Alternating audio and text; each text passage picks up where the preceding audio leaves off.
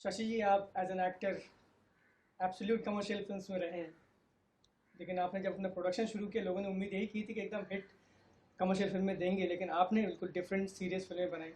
इसकी वजह क्या है?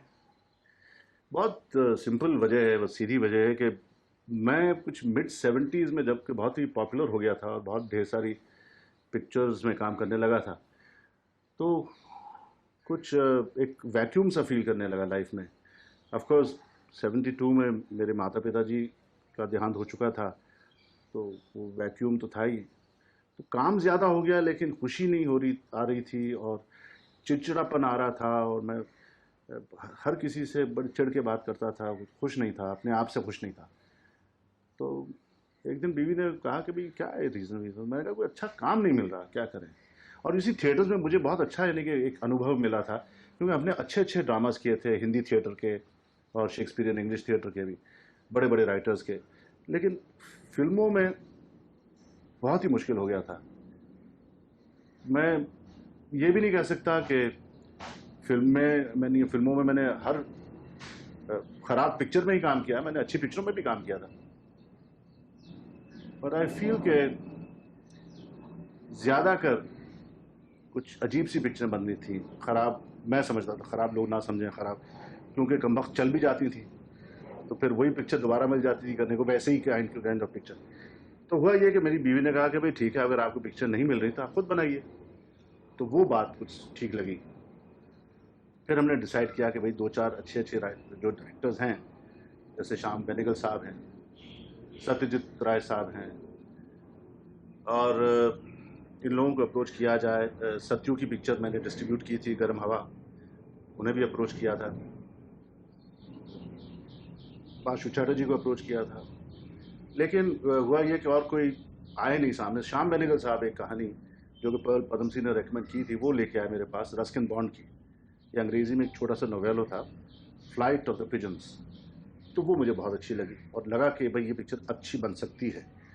तो श्याम बेनेगल साहब को मैंने अप्रोच किया और मैंने कहा कि साहब आप ये पिक्चर डायरेक्ट कीजिए, मैं इंटरफियर नहीं करूँगा, मैं प्रॉमिस करता हूँ। और मैं एज ए प्रोड्यूसर बड़े शौक से बनाऊंगा ये पिक्चर, और एज एन एक्टर भी शौक से काम करूँगा। तो जुनून हमने 78 में बनाई। उसके बाद कलयुग का सब्जेक्ट ये लिखा हुआ था गिरीश कर्नाड और श्याम बेनेगल साहब ने, तो उसके आज टाइप कैरेक्टर महाभारत से लेके हमने बनाए, और पिक्चर भी ठीक सी बनी। और उसके बाद फिर 36 चौरंगी लेन, अपर्णा जी ने मुझे आउट ऑफ द ब्लू एक ख़त लिखा, कहा कि भाई उनके पास एक अच्छी कहानी है जिसकी स्क्रिप्ट बनाई है उन्होंने, कि वुड आई बी इंटरेस्टेड। तो मैंने कहा हाँ, आप पहले सिनॉप्सिस भेजिए, सिनॉप्सिस अच्छे लगे तो फिर आप खुद आ जाइए, खुद आप स्क्रीन पे सुना दीजिए।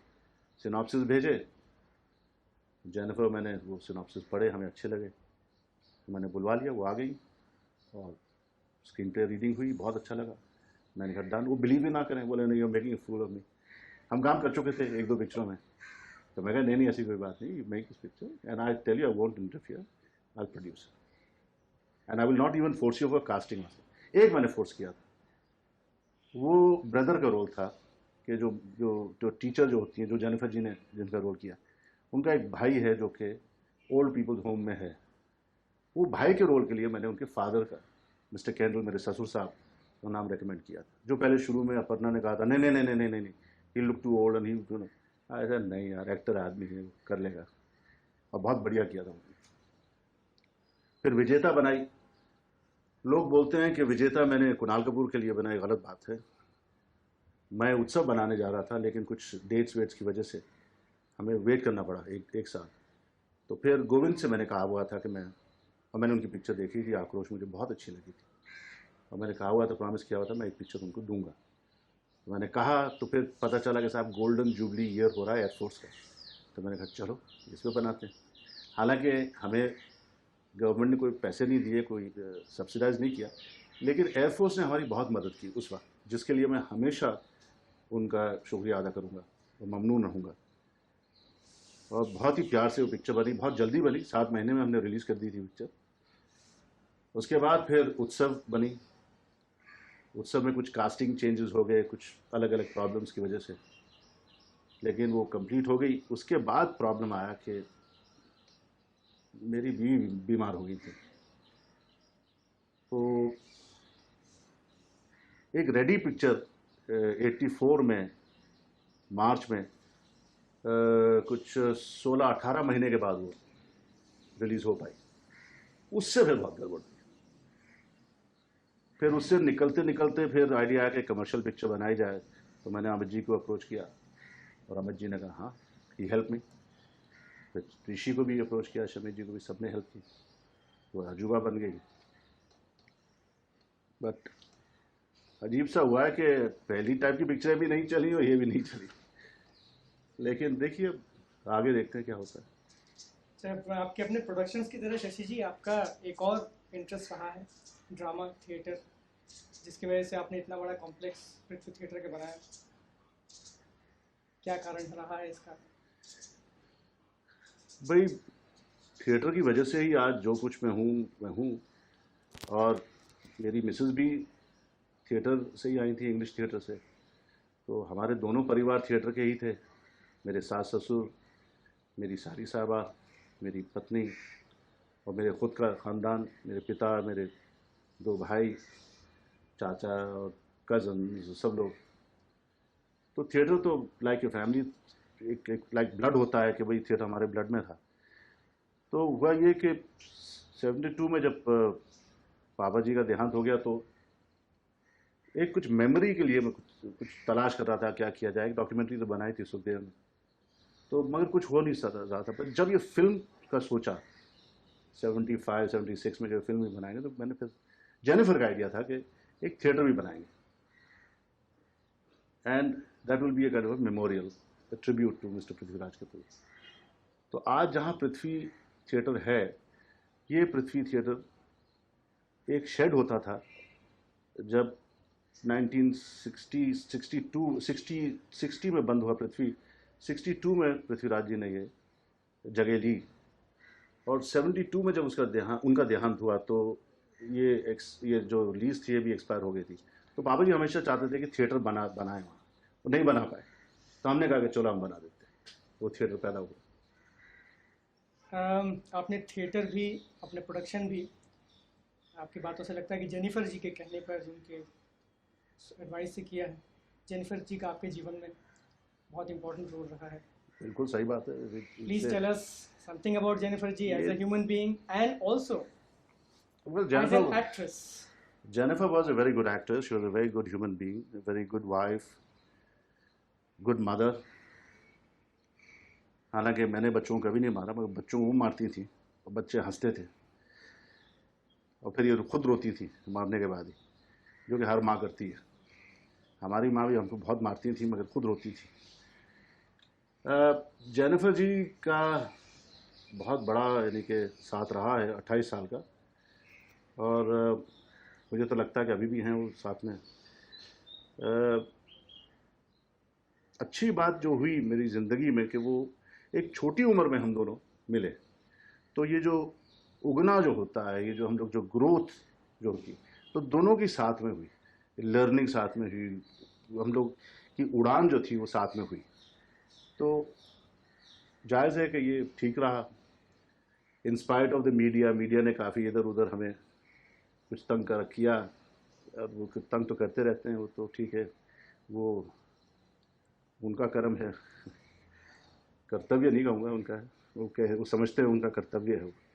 खैर, जेनिफर जी तो बहुत ही एक मेरी ज़ाती चीज़ हैं, जिससे मैं ज़्यादा डिस्क्लोज़ नहीं करता, क्योंकि मुझे अभी हाल ही में फिर कहा मुझसे किसी ने कि आप किताब लिखिए। मैं कैसे मैं बताऊं लोगों को, एक बहुत ही पर्सनल बातें हैं, मैंने ये बातें बाहर नहीं आ सकती। मैंने तो बच्चों को भी नहीं बताया बहुत सी चीज़ें जो कि यानी कि मियाँ बीवी के साथ थी, मियाँ बीवी के बीच में थी। अब जाके जैसे मैंने कुछ लेटर्स ढूंढे हैं, निकाले हैं मेरे पिताजी के, जब मेरे पिताजी बस last year of his life जब वो अमेरिका गए थे, राज भाई उन्हें अमेरिका ले गए थे इलाज के लिए, तो वो लेटर्स लिखते थे रोज़ मेरी मदर को।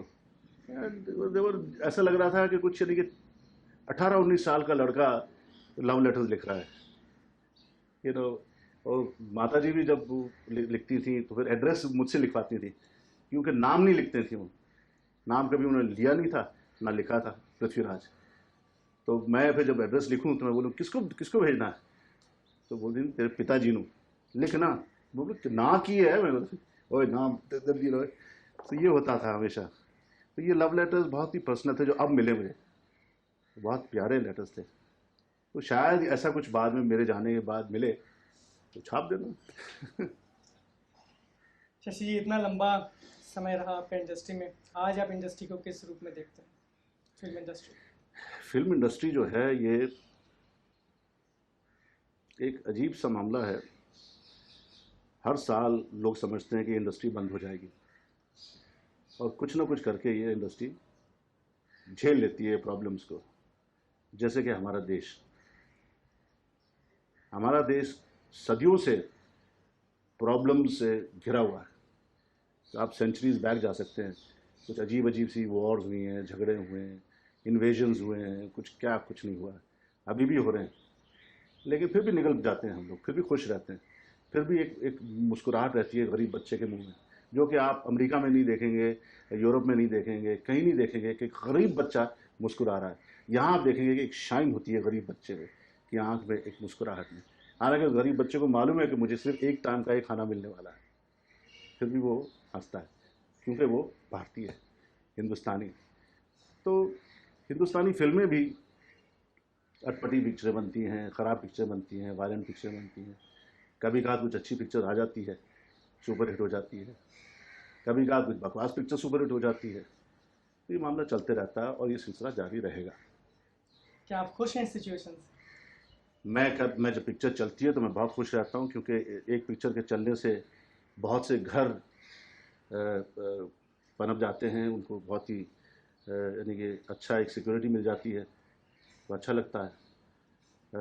कभी कभी लोग खुश नहीं होते हैं दूसरों की सक्सेस से, लेकिन मुझे बड़ी खुशी होती है। और आज मैं जब देखता हूँ कि भाई क्या हो रहा है क्या नहीं हो रहा है, जब पिक्चर नहीं चलती है तो दुख होता है, जब पिक्चर अटक जाती है तो बहुत ही दुख होता है कि ये पैसे ब्लॉक हो गए।